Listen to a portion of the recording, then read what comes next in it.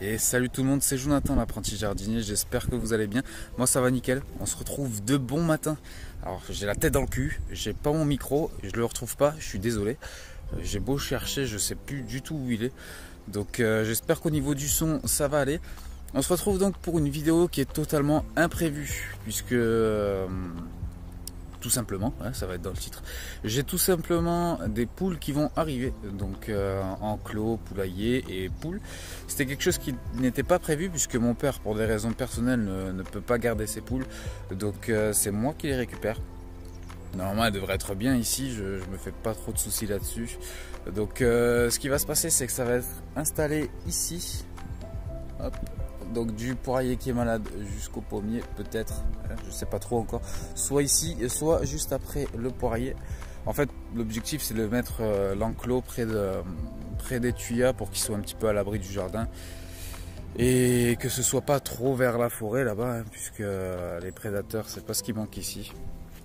Donc ce sera calé par là-bas et voilà, c'est tout. Donc je vais aller chercher ça, vous verrez sûrement mon père dans la vidéo. Donc allez, c'est parti, let's go.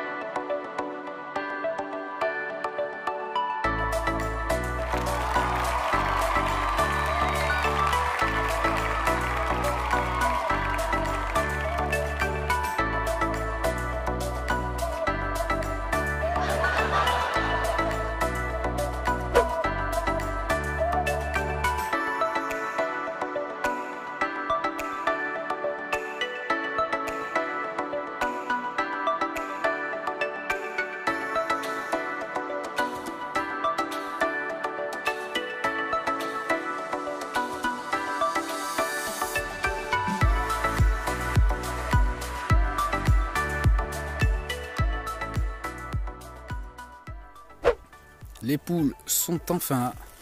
Donc 3 poules, un coq. Le coq qui nous aura fait la misère pour l'attraper. Vraiment, je pensais pas qu'un coq ça courait si vite. Donc ma foi, on a réussi enfin à l'attraper. Au niveau de l'espace, on est sur un enclos donc de 24 mètres carrés. Si vous me connaissez, vous savez que j'aime les animaux et 24 mètres carrés pour moi c'est pas assez. Certains diront c'est très bien, mais pour moi c'est pas assez du tout. Donc ce que je vais faire, c'est agrandir donc sous le pommier.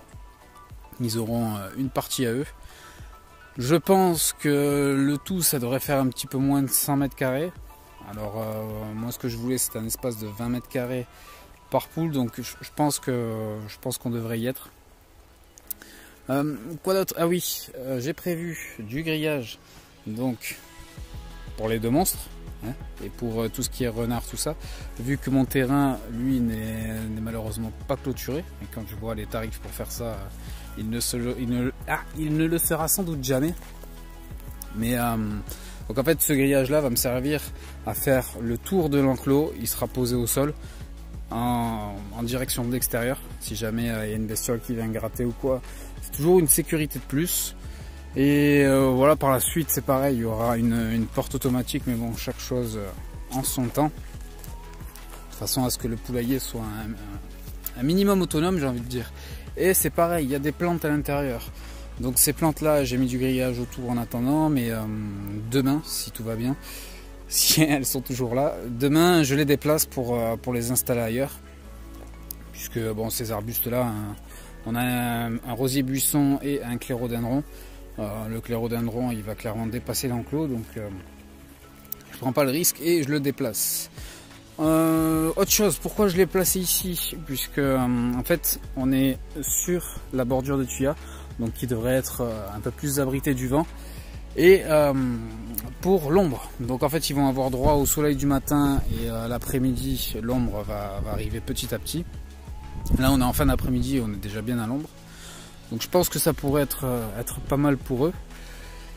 Et voilà, les chiens ils ont pas l'air trop perturbés, donc ça me rassure un petit peu, surtout que Mister là, hein, il a l'air bien gentil comme ça, mais je vous garantis que les poules il apprécie, hein, il en a déjà quelques-unes à son actif avec les voisins.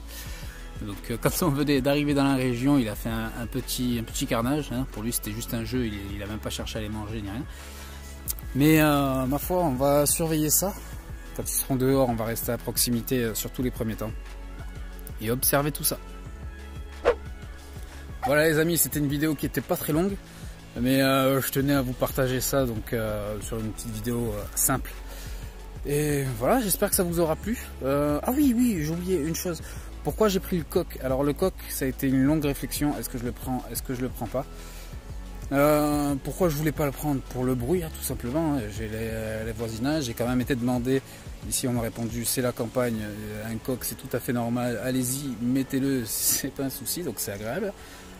Et en fait, c'est principalement pour une partie autonomie. Hein. J'en parle très peu dans mes vidéos, mais pour moi, un coq fait partie de l'autonomie, du moins pour tout ce qui est alimentaire. Hein, même si j'ai pas prévu de les manger, mais bon, sait-on jamais ce qui arrive demain. Ma foi, il va falloir. Ça risque d'être très compliqué pour moi. Là, je le dis, mais à faire, ça va être un autre délire. Donc, à voir si j'y arrive. Mais bon, ça fait partie de ça. Et aussi pour un coq, c'est connu pour défendre un petit peu ses poulettes si jamais il y a une bestiole qui passe dans le coin. Donc, ma foi, on s'est dit, allez, hein, ça fait partie du packaging poule ou coq. Donc, ma foi, j'espère qu'il va pas trop hurler à la mort. Hein. Mais bon, normalement, ça devrait bien se passer. Il y a pas mal de coqs dans le coin, donc on verra ça. Mais bon, quoi qu'il arrive, il restera là. Ça, c'est une certitude. Et voilà, c'est tout. J'espère que ça vous aura plu. Si c'est le cas, comme d'habitude, vous laissez le petit pouce, ça me fait un petit peu plus de visibilité. Donc, je vous remercie. Merci d'avoir regardé jusqu'au bout. À la prochaine. Ciao tout le monde.